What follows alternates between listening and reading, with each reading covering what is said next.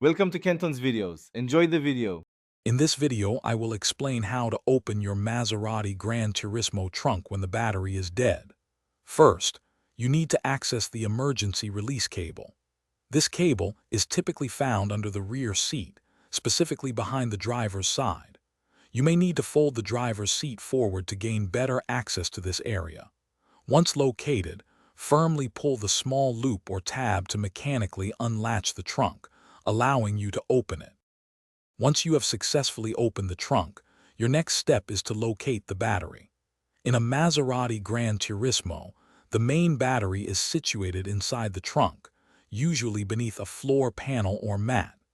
Carefully remove any covers to fully expose the battery. With the battery accessible, you can then connect a trickle charger or a jump starter directly to its positive and negative terminals to provide power. If accessing the trunk is still challenging, you can often provide a temporary power boost using underhood jump points. Look for a positive jump terminal under the hood, which is frequently marked with a red cap. Attach the positive jumper cable to this terminal. For the negative connection, find a solid, unpainted metal part of the car's chassis or engine block and connect the negative cable there. This can provide enough power to operate the trunk latch.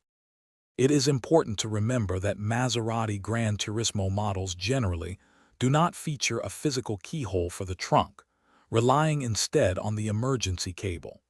To prevent a dead battery situation, consider using a trickle charger if your vehicle will be parked for more than a few days. When jump starting, always ensure proper cable connections to prevent any potential damage to your car's sensitive electrical system.